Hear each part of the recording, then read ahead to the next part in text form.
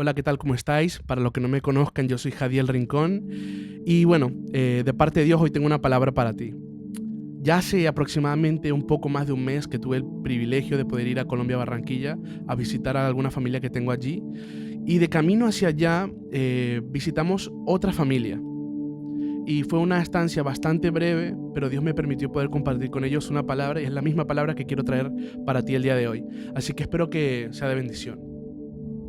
Y es que muchas veces cuando leemos la palabra, cuando leemos la Biblia, estamos tan enfocados en nosotros mismos que buscamos vernos a nosotros en la Escritura, intentando ver qué es lo que debemos o no debemos hacer, un manual de comportamiento, qué cosas está bien que hagamos, qué cosas no están bien que hagamos. Y realmente eso está bien, o sea, son personas que de corazón buscan agradar más a Dios. Y yo creo que eso es un corazón honesto y es un corazón puro que busca agradar a su Padre. Pero muchas veces la intención no basta y la falta de entendimiento no nos permite seguir creciendo y seguir avanzando.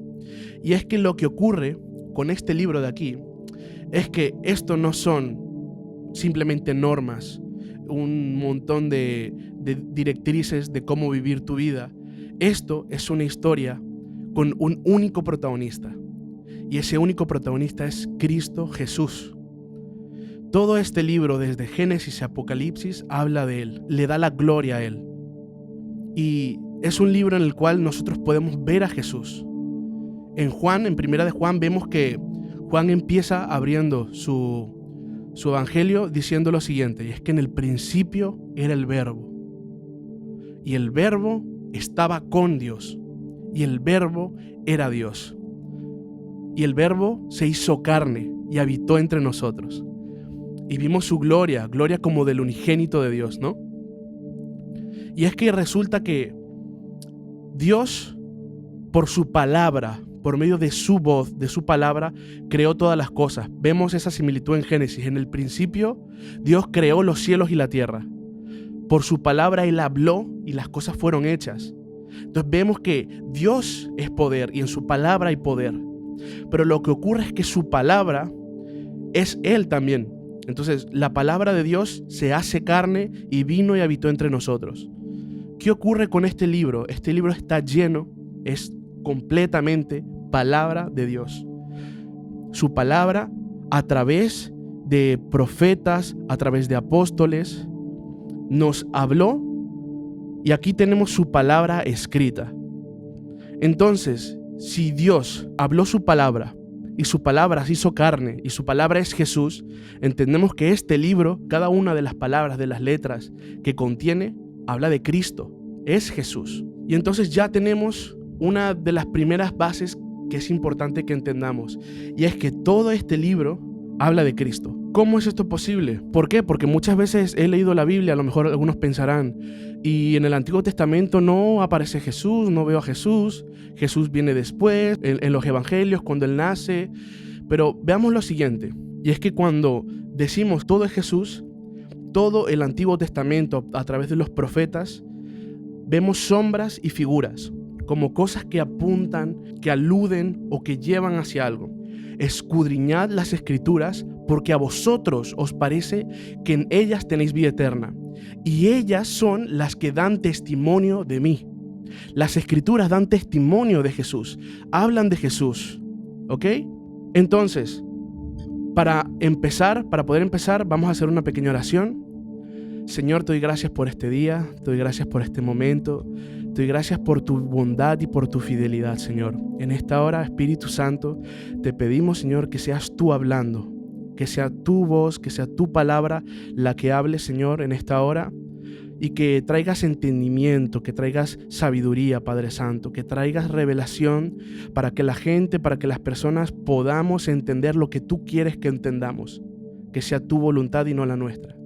En el nombre de Jesús, amén. Tenemos este pequeño, digamos que inciso, ¿no? O sea, la Biblia apunta a Jesús. Y el mensaje que traigo hoy, yo lo llamé pan de vida. Y es que en Éxodo 16, versículo 4 y 5, y dice: Y Jehová dijo a Moisés: He aquí, yo os haré llover pan del cielo, y el pueblo saldrá y recogerá diariamente la porción de un día para que yo la pruebe si anda en mi ley o no. Mas en el sexto día prepararán para guardar el doble de lo que suelen recoger cada día. ¿Ok? Entonces tenemos, digamos, una semana, ¿no? 7 días, una semana.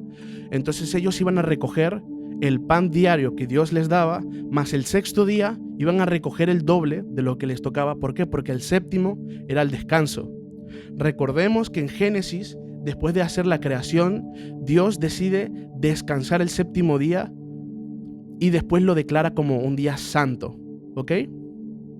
Entonces ahí tenemos una imagen también. Estamos hablando del reposo, ¿vale? En la creación del universo. ¿Qué ocurre?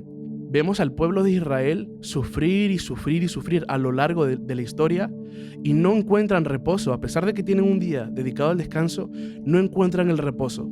¿Por qué? Porque el sábado está apuntando a Cristo. Es una imagen de, ok, este es el día de reposo, pero va a llegar alguien que es el reposo perfecto.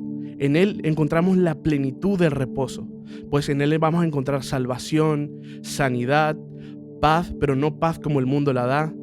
Es una paz perfecta, es una paz completa. Entonces ahí ya vemos la primera imagen, ¿no? Una imagen, una sombra en el Antiguo Testamento que es materializada y hecha carne cuando Cristo viene. ¿Qué pasa? Aquí tenemos este versículo, tenemos el pan que desciende del cielo. Entonces cuando el pan desciende del cielo, la gente iba, lo recogía, comía. Y hay algo muy interesante, y es que dice, y el pueblo saldrá y recogerá diariamente la porción de un día, y dice Dios, para que yo lo pruebe si anda en mi ley o no. Es decir, que había una orden allí, y es que iban a recoger la porción de un solo día. No podían recoger más de eso. ¿Por qué? Porque si continuamos viendo la historia, vemos que hay gente que al final acaba haciendo esto, que recoge más de lo que le toca, y se acaba pudriendo eso. Se acaba corrompiendo. Entonces, ¿qué ocurre? Hay algo muy importante y es que se está viendo probada la confianza en Dios. Es decir, Dios en su voz les dijo que tendrán pan cada día y que podrían comer cada día. ¿Qué pasa cuando ellos cogían un poco más de lo que les tocaba? Vemos ahí una desconfianza en, bueno, por si acaso. Pero es que ese por si acaso lo que nos está diciendo es que esas personas no tenían una confianza absoluta en Cristo. Y podemos nosotros cruzar los brazos y decir, es que esa gente sí es desconfiada. Pero es que la realidad es que todos somos como ellos. Todas las personas somos como ese pueblo de Israel. ¿Por qué? Porque en algún punto nosotros también hemos desconfiado de Dios. Esto no es un mensaje que Dios nos da en Éxodo para que lo señalemos y digamos, mira este pueblo cuánta poca fe tiene. Es para que nos demos cuenta, wow, verdaderamente Dios es fiel y los que desconfiamos de Él somos nosotros, las personas. Y entonces, ahí es cuando Jesús entra en escena. Y me encanta. Yo creo que cuando estaba preparando este mensaje, Dios me habló mucho. Porque vamos a ver una sucesión de sucesos en las Escrituras que parecería que, wow, lo que Dios nos está diciendo es muy loco, ¿no? En Juan 5 vemos que eso, Jesús está diciendo, las Escrituras dan testimonio de mí. Toda la Biblia, eso trata sobre mí. Después, Juan 6, el título, el capítulo 6 de Juan es la alimentación de los 5,000. Vemos a Jesús que llega, está con todas las personas, les predica, les da palabra y después hace el milagro de la multiplicación. Uno de los milagros, digamos que más asombrosos de los que hizo Jesús. Todos sus milagros son espectaculares, pero este fue como que muy impactante, ¿no? Y aquí tenemos otra de las imágenes. Vemos en el Antiguo Testamento Dios siendo fiel con su pueblo y alimentándolos a pesar de que ellos no lo merecían. Simplemente por su misericordia, por su gracia, Él los estaba alimentando. Pero aquí vemos la imagen de Jesús con el pueblo alimentándolos, multiplicando los panes y los peces. Entonces, vemos esa similitud. Entonces, en el Antiguo Testamento podemos ver a Jesús. Ese milagro del maná del cielo, ahora lo vemos materializado en Cristo. En carne, Él multiplicando los panes y los peces, alimentando a 5,000 personas. Recordemos que 5,000 personas contadas, hombres. ¿Por qué? Porque las mujeres y los niños no se solían contar, o sea que se calcula que habría más de 10,000 personas en este lugar. Y entonces tenemos esta imagen. Jesús mostrando y revelándonos eso que ocurrió en el pasado. Entonces, Jesús alimenta a los 5.000. Lo siguiente que obtenemos después de este milagro es que Jesús anda sobre el mar. Jesús envía a sus discípulos a que crucen el mar de Galilea en el barco. Y Jesús les dice como que, bueno, yo los voy a alcanzar después. A los discípulos los alcanza una tormenta, una fuerte tormenta. Y en esa tormenta vemos que a lo lejos ellos consiguen reconocer lo que es la sombra de una persona que se acerca. Al principio ellos comienzan a volverse como que muy locos, se comienzan a alarmar un montón. Pero resulta que era Jesús. Ellos pensaban que era un fantasma, les daba un infarto casi. Y ven a Jesús. Entonces ahí ocurre algo que me llama la atención. Aquí en Juan no lo narra, pero en Mateo narra el suceso completo. Y es que Pedro, cuando ve a Jesús, lo que decide es, ok, tengo que ir para allá, maestro. Y entonces Pedro, sin pensarlo, saca un pie y saca el otro. Y pese a lo que muchas personas pueden pensar se va a hundir, no se está hundiendo y comienza a caminar hacia su maestro. Él está mirando fijamente a Jesús y comienza a caminar para alcanzarlo. Y no se estaba hundiendo. Yo me pregunto, ¿qué estaría pensando Pedro en ese momento? Y Pedro seguramente lo que podría estar pensando es, quiero alcanzar a Jesús. Voy hacia donde está Él. Y voy. Fijémonos que a lo mejor Pedro no estaba pensando en, bueno, voy a sacar el poder del superapóstol y voy a concentrar todo el poder de la fe en mi pie para cuando yo pise, no me caiga, y ponga el otro y no me caiga. No, Pedro estaba pensando, Jesús, voy para allá, y daba un paso, y daba otro, y en cierto punto, Pedro aparta la mirada de Jesús y se da cuenta de que hay una tormenta, está lloviendo muy fuerte, el viento está golpeando demasiado fuerte, y en ese momento que él aparta la mirada de Jesús, se comienza a hundir. Y eso es lo que muchas veces nos pasa, es que estamos yendo a por Jesús y estamos haciendo cosas increíbles, estamos haciendo cosas sobrenaturales, no por nosotros, sino salen natural en esa caminata hacia Jesús. Le hablamos a la gente, compartimos de Cristo, le hablamos, damos una buena palabra, ayudamos a las personas que lo necesitan, compartimos, damos, pero en cierto momento vemos la tormenta, apartamos la mirada de Jesús y nos desanimamos, caemos, nos comenzamos a hundir. Y esa es una de las cosas que son importantes, y es que necesitamos mantener la mirada en Cristo. No se trata de nosotros, no se trata de ese problema. Este libro no está hecho para que tú te veas a ti. Este libro está hecho para que tú veas a Jesús. Y mirando a Jesús es cuando paso a paso vas a ir transformándote de gloria en gloria. 2 Corintios 3:17 en adelante. Porque el Señor es el Espíritu, y donde está el Espíritu del Señor, allí hay libertad. Este versículo es clave. Por tanto, nosotros todos, mirando a cara descubierta, como en un espejo, la gloria del Señor, somos transformados de gloria en gloria en la misma imagen como por el Espíritu del Señor. Yo me pregunto, esa persona de la que está aquí hablando Pablo, que es transformada de gloria en gloria en la misma imagen de Jesús es transformada esta persona. ¿Qué es lo que está haciendo? ¿Qué es lo que está haciendo esta persona?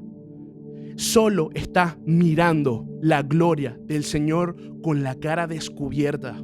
Eso es lo que estaba haciendo Pedro cuando estaba caminando hacia Jesús. No estaba pensando en él, en su desempeño, en su capacidad por hacer las cosas bien o en las veces que se ha equivocado. Solamente quería correr hacia Jesús. Y eso es lo que nosotros como cristianos tenemos que anhelar y tenemos que buscar, sin pretensiones, sin pretender ser algo que no somos, a cara descubierta, vulnerables, mostrándonos tal y como somos, con cada uno de nuestros defectos, a Jesús. Y en esa autenticidad es cuando somos transformados de gloria en gloria en la misma imagen. Más adelante, la gente estaba buscando a Jesús. Todos estaban buscando a Jesús. Había ocurrido un milagro increíble. Habían alimentado a miles de personas. En el versículo 22, la gente que estaba buscando a Jesús le halla. Vamos a leer lo que dice. Y dice, y hallándole al otro lado del mar, le dijeron, Rabí, ¿cuándo regresaste acá? Jesús, cuando ve a estas personas venir, que lo encontraron, y le preguntaron, maestro, ¿dónde estabas? Jesús ya conocía el corazón de estas personas, conocía la intención de sus corazones. Y veamos lo que Jesús les dice. De cierto os digo, que me buscáis no porque habéis visto las señales, no, sino porque comisteis el pan y os saciasteis. Jesús hizo un milagro increíble, había predicado, la gente que tenía hambre fue saciada, hizo un milagro haciendo alusión a ese milagro del maná que caía del cielo, y la gente lo seguía buscando, pero es porque seguían teniendo hambre. Y aquí tenemos algo muy importante que aprender, es que los milagros naturales tienen fecha de caducidad. El milagro que ocurrió en el Éxodo, cuando llovía el maná del cielo, cuando caía el pan del cielo, ese maná se corrompía, era caduco, se caducaba. La gente lo comía y volvía a tener hambre. Y es que así ocurre. Jesús sanó gente físicamente de enfermedades. Esa gente, lo más seguro es que volvió a enfermarse de otra cosa. Le volvió a dar gripe, le volvió a dar fiebre. La gente que Jesús resucitó, lo más seguro es que volvieron a morir. Él resucitó a su amigo Lázaro. Llamó a Lázaro desde la tumba. Lázaro salió. Fue un milagro increíble. Lo que sucedió es que Lázaro volvió a morir. Y eso es lo que ocurre. La gente que comió en el milagro de la alimentación de los 5,000 volvió a tener hambre. Aquí vemos que la gente buscó a Jesús precisamente porque seguían teniendo hambre. Pero más adelante vemos que Jesús se presenta como el pan de vida. Jesús le dice en el versículo 27, trabajad no por la comida que perece, sino por la comida que a vida eterna permanece. ¿Qué debemos hacer para poner en práctica las obras de Dios? Jesús le responde, esta es la obra de Dios, que creáis en el que Él ha enviado. Esta es la obra que tenemos que hacer los creyentes, creer. Esa es la obra que nos toca hacer, predicar para que la gente crea. Esa es la obra que se espera de nosotros. Aquí no se está diciendo, bueno, la obra que tienes que hacer es que tienes que ayunar 500 veces, es que tienes que orar 80 horas. La obra de Dios es que creáis en el que Él ha enviado. En el versículo 35 Jesús dice, yo soy el pan de vida, el que a mí viene nunca tendrá hambre. El que en mí cree no tendrá sed jamás. Si comemos del maná, vamos a tener hambre. Si comemos del milagro de los 5,000 peces, volveremos a tener hambre. Pero si comemos de Jesús, si creemos en Él, no tendremos hambre nunca más. No tendremos sed jamás. Aquí Jesús está apelando a necesidades básicas, necesidades que todos los humanos comprendemos porque todos tenemos hambre y todos tenemos sed. Pero aquí lo que Jesús nos está diciendo es que sí, vamos a por Él. Si creemos en Él, no vamos a tener necesidad de más nada. Porque en Cristo Jesús tenemos plenitud, tenemos todas las cosas. Porque todas las cosas han sido dadas por medio de Cristo. Versículo 40. Y con este versículo quiero que entendamos una cosa, y es que muchas veces como cristianos queremos hacer la voluntad de Dios. Todas las personas que amamos a Dios queremos hacer su voluntad, pero muchas veces no sabemos cuál es la voluntad de Dios. Yo le pregunto a las personas, ¿cuál es la voluntad de Dios? Y no saben cuál es. Bueno, la voluntad de Dios es que yo haga esto, que yo haga lo otro, que me porte así, que no me porte así. Versículo 40. Y esta es la voluntad del que me ha enviado. Esta es, que todo aquel que ve al Hijo y cree en Él tenga vida eterna. Y yo le resucitaré en el día postrero. Esa es la voluntad de Dios.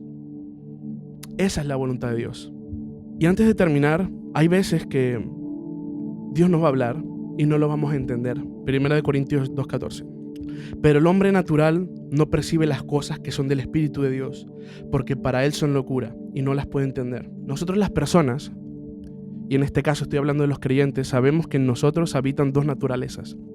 Hemos nacido de nuevo y ahora el Espíritu Santo vive en nosotros. Entonces tenemos la naturaleza divina y tenemos al viejo hombre, Adán. Entonces tenemos a Cristo y a Adán en nuestro interior. Hay veces que nosotros seguimos operando en Adán y pensamos como hombres naturales. Es decir, vemos un problema, vemos una circunstancia y lo primero que pensamos es humanamente qué podemos hacer para solucionar ese problema. Pero cuando operamos en el Espíritu, eso nos lleva a pensar y a actuar de una manera diferente. Es Dios puede hacer algo. Dios tiene una solución para ese problema. Ahora, cuando hablamos del pan de vida, cuando hablamos de Jesús, cuando hablamos de que si comemos de Él no tendremos hambre nunca más, eso nos lo está diciendo Jesús. Y solamente podemos entender esas palabras por el Espíritu Santo. ¿Por qué? Porque si leemos y si escucháramos lo que Jesús dijo desde Adán, vamos a entender algo que es completamente erróneo. Juan 6:60 dice: al oírlas, muchos de sus discípulos dijeron: dura es esta palabra, ¿quién las puede oír? Sabiendo Jesús en sí mismo que sus discípulos murmuraban, dijo esto: ¿qué os ofende? Pues que, si vierais al Hijo del Hombre subir a donde estaba primero, el Espíritu es el que da vida, la carne para nada aprovecha. Las palabras que yo os he hablado son espíritu y son vida. Entonces encontramos a los discípulos que estaban como que muy confrontados por las palabras que Jesús les había hablado. Para ellos era como una palabra muy dura. Maestro, dura palabra esta que nos has hablado, ¿quién las puede escuchar? Y a veces caemos en continuar en la carne pensando como los discípulos y creemos verdaderamente que las palabras de Jesús son duras. Y no es así. Jesús mismo nos acaba de decir: no son duras. Las palabras que yo acabo de hablar son espíritu y son vida, no son duras. Vamos a entender por qué los discípulos estaban pensando que son duras las palabras de Jesús. Es que Jesús se está presentando como el pan de vida. Y Jesús dice algo muy importante. Primero dice en el versículo 50: este es el pan que desciende del cielo, para que el que lo come no muera. Yo soy el pan vivo que descendió del cielo. Si alguno comiere de ese pan, vivirá para siempre. El pan que yo daré es mi carne, la cual yo daré por la vida del mundo. Versículo 52, entonces los judíos contendían entre sí diciendo: ¿cómo puede éste darnos a comer su carne? Jesús les dijo: de cierto os digo, si no coméis la carne del Hijo del Hombre y bebéis su sangre, no tenéis vida en vosotros. El que come mi carne y bebe mi sangre, tiene vida eterna, y yo le resucitaré en el día postrero. Versículo 55, porque mi carne es verdadera comida y mi sangre es verdadera bebida. Versículo 56, el que come mi carne y bebe mi sangre, en mí permanece y yo en él. Para entender lo que sucede en la mente de los discípulos, ya sabemos que ellos estaban pensando en Adán, estaban pensando en su carne, en su humanidad, no estaban pensando en el Espíritu. De otra manera hubieran entendido lo que Jesús les decía. Levítico 17:10 se llama prohibición de comer la sangre. Esto es una ley dada por Dios. Dios dio esta ley en Levítico al pueblo de Israel. Y dice: si cualquier varón de la casa de Israel o de los extranjeros que moran entre ellos comiere alguna sangre, yo pondré mi rostro contra la persona que comiere sangre y la cortaré de entre su pueblo, porque la vida de la carne en la sangre está. Y yo os la he dado para hacer expiación sobre el altar por vuestras almas, y la misma sangre hará expiación por la persona. Entonces, los judíos tenían por ley no probar la carne, en este caso la sangre humana. Y bueno, la sangre en general. Pero de repente aparece un hombre llamado Jesús y les dice: si no coméis mi carne y no bebéis mi sangre, no vais a tener vida eterna. Entonces ya vamos entendiendo por qué son palabras duras. ¿Por qué? Porque ellos toda su vida fueron educados en la ley, y para ellos hacer esto es abominación, es algo completamente impuro, es abominable. Para ellos esto es algo súper desagradable. Unas personas que están tan obsesionadas con los ritos de purificación, con limpiarse cada vez que tocan algo. Todas las leyes están hechas para guardar la limpieza, pero estas personas ya lo habían llevado a un extremo en que cualquier cosa podía volverte impuro. Y este hombre Jesús les dice: es que si no coméis mi carne y no bebéis mi sangre, no tenéis vida eterna. ¡Wow! Entonces, si yo me pongo en la piel de estas personas, entiendo por qué estas son palabras duras. Confrontan muchísimo. Ahí es cuando entendemos: wow, entonces necesitamos entender lo que Jesús nos dice en el Espíritu. Y vamos a ver la revelación de esta misma ley, el mismo pasaje en Levíticos. Versículo 11, Levíticos 17:11. Porque la vida de la carne en la sangre está, y yo os la he dado para hacer expiación sobre el altar por vuestras almas, y la misma sangre hará expiación por la persona. Y es que en Cristo su sangre fue derramada para que tuviéramos perdón de pecados. Él fue el sacrificio perfecto que limpió el pecado del mundo. Su sangre era tan perfecta, pues en ella no había mancha, no había pecado alguno. Entonces por eso su sangre fue capaz de limpiar todos nuestros pecados. Y a través de su sangre es que nosotros tenemos vida eterna. Entonces cuando creemos en Cristo, cuando lo miramos solo a Él, estamos comiendo de ese pan de vida. Cuando escuchamos su palabra es el pan de vida. Cuando leemos la palabra nos estamos alimentando de ese pan. Cuando tenemos fe en Él, estamos creyendo en su sangre, estamos bebiendo de esa sangre y estamos recibiendo el regalo que Él nos está dando, de que no vamos a tener hambre nunca más, de que no vamos a tener sed nunca más. Este libro es la palabra de Jesús.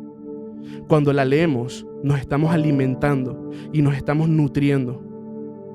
Pero es importante que veamos a Jesús en su palabra. Si yo veo aquí cualquier otra cosa que no es Jesús, estoy perdiendo mi tiempo. Los musulmanes también a veces han leído la Biblia. Yo a veces me he visto algún que otro vídeo de musulmanes que intentan refutar el cristianismo. Y leen la Biblia. Se saben más versículos que muchos cristianos. Hay otras personas, testigos de Jehová, mormones, ellos también leen la Biblia. Pero ¿qué pasa? Sin el Espíritu Santo no se entiende. Y si nuestro objetivo no es encontrar a Jesús aquí, estamos perdiendo el tiempo.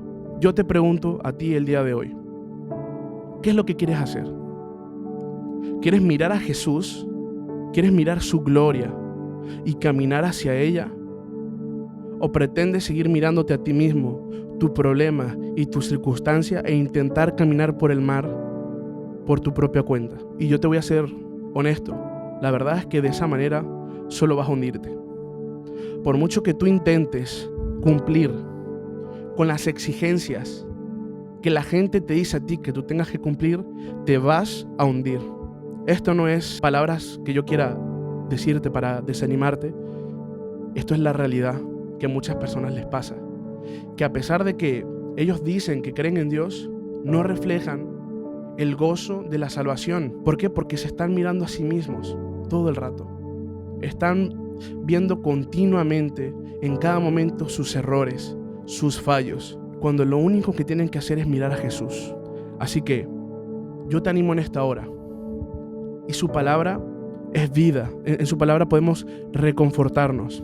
En su palabra tenemos esperanza. Su palabra es ese pan que cuando comemos de él nos revitaliza.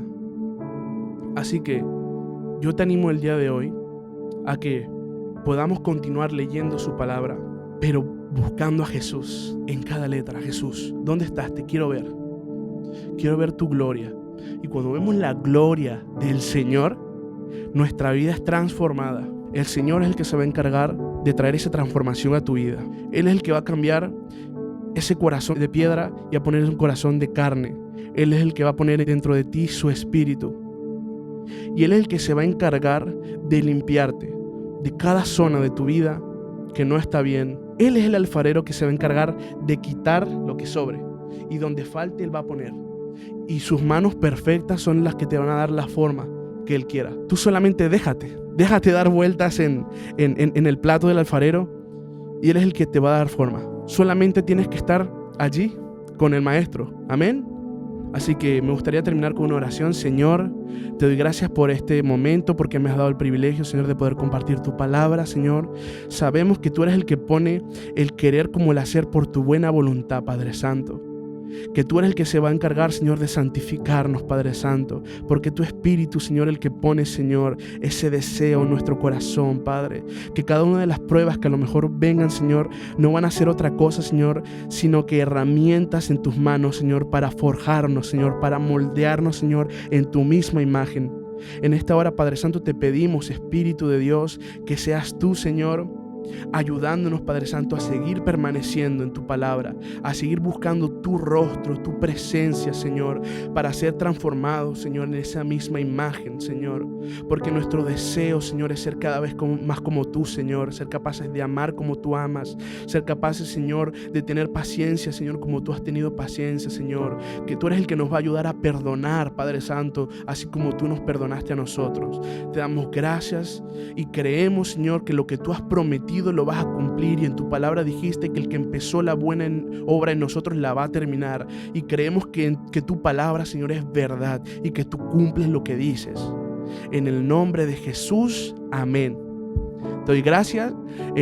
Si este mensaje ha sido de bendición para tu vida, te agradecería que se lo compartieras a cualquier persona, a tus padres, a tus amigos, a cualquier persona que tú sientas que necesita, no importa, cristianos, no cristianos, compártele este mensaje porque yo sé que Dios está cambiando esta generación y un avivamiento grande y poderoso se acerca en el que jóvenes, ancianos, personas son transformadas, personas sus vidas son cambiadas.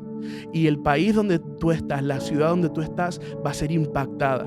Y Dios quiere usarte a ti. Solamente necesitamos dejar que Él nos use. Amén. Así que espero que te haya gustado.